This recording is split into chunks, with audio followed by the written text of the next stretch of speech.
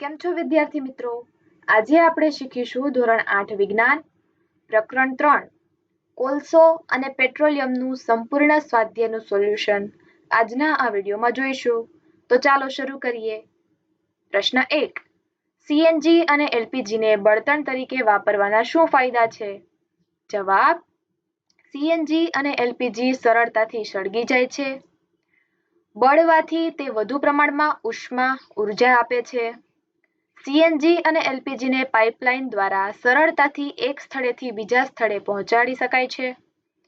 CNG અને સ્વચ્છ બળતણ છે, તેથી ધુમાડો ઉત્પન્ન કરતા નથી અને વાયુ પ્રદૂષણ ઓછું કરે છે. પ્રશ્ન 2. રોડને સમતલ કરવા માટે વપરાતી પેટ્રોલિયમની પેદાશનું નામ જણાવો. જવાબ: બિટુમિનનો ઉપયોગ રોડને સમતલ કરવા એટલે કે રસ્તાની સપાટી બનાવવા માટે થાય છે. પ્રશ્ન 3. મૃત વનસ્પતિમાંથી કોલસો કઈ રીતે બને છે? આ પ્રક્રિયાને કયા નામથી ઓળખવામાં આવે છે? જવાબ: લાખો વર્ષ પહેલા કુદરતી પ્રક્રિયાઓને કારણે ગીચ જંગલો જમીનની અંદર દટાઈ ગયા. સમય જતાં તેમના પર વધુને વધુ માટીના પડ જમા થતા ગયા અને તેઓ વધુ દબાતા ગયા. પરિણામે તેઓ ખૂબ જ ઊંચા તાપમાન અને દબાણના સંપર્કમાં આવ્યા. આ અતિશય પરિસ્થિતિઓમાં ધીમે ધીમે તેઓ કોલસામાં પરિવર્તિત થયા. મૃત વનસ્પતિમાંથી કોલસો બનાવવાની સમગ્ર પ્રક્રિયાને કાર્બોનાઇઝેશન કહેવામાં આવે છે. પ્રશ્ન 4. ખાલી જગ્યા પૂરો. એ. અશ્મિ બળતણ કોલસો, પેટ્રોલિયમ અને કુદરતી વાયુ હોય છે. બી. પેટ્રોલિયમમાંથી વિવિધ ઘટકોને અલગ કરવાની પ્રક્રિયાને શુદ્ધિકરણ કહે છે. C. Compressed natural gas CNG એ વાહન માટે સૌથી ઓછું પ્રદૂષણ કરતું બળતણ છે. પ્રશ્ન 5. નીચેના વિધાનોમાં ખરા માટે ટી અને ખોટા માટે એફ લખો. એ. અશ્મિ બળતણને પ્રયોગશાળામાં બનાવી શકાય છે. જવાબ: એફ ખોટું છે. બી. સીએનજી એ પેટ્રોલ કરતાં વધારે પ્રદૂષણ કરતું બળતણ છે.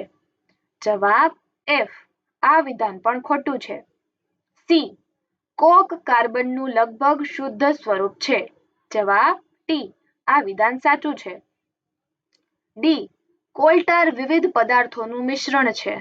જવાબ: ટી આ વિધાન સાચું છે. ઈ. કેરોસીન અશ્મિ બળતણ નથી. જવાબ: એફ આ વિધાન ખોટું છે. પ્રશ્ન 6. અશ્મિ બળતણ પુનઃ અપ્રાપ્ય કુદરતી સંસાધન શા માટે છે? સમજાવો. જવાબ: અશ્મિ બળતણ બનવાની પ્રક્રિયામાં લાખો વર્ષ લાગે છે. પૃથ્વીની અંદર ઊંડે દટાયેલા મૃત વનસ્પતિ અને પ્રાણીઓ પર લાંબા સમય સુધી ઉચ્ચ તાપમાન અને ઉચ્ચ દબાણની અસર થતાં અશ્મિ બળતણનું નિર્માણ થાય છે. આ પ્રક્રિયા પ્રયોગશાળામાં કરી શકાતી નથી, તેથી અશ્મિ બળતણનો જથ્થો મર્યાદિત છે. જો તેનો ઝડપથી ઉપયોગ કરવામાં આવે તો તે ખૂટી જશે. તેથી અશ્મિ બળતણને પુનઃ અપ્રાપ્ય કુદરતી સંસાધન કહેવામાં આવે છે. પ્રશ્ન 7. કોકની લાક્ષણિકતાઓ અને ઉપયોગો વર્ણવો. જવાબ: લાક્ષણિકતાઓ: કોક કઠોર હોય છે, છિદ્રાળુ હોય છે અને તેનો રંગ કાળો હોય છે. ઉપયોગ: સ્ટીલના ઉત્પાદન માટે કોકનો ઉપયોગ થાય છે.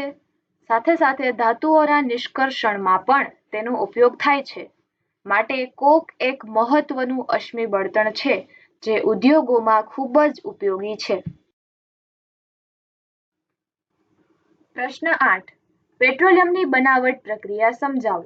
જવાબ: લાખો વર્ષ પહેલા સમુદ્રમાં રહેલા મૃત સજીવો સમુદ્રના તળિયે દટાઈ ગયા હતા.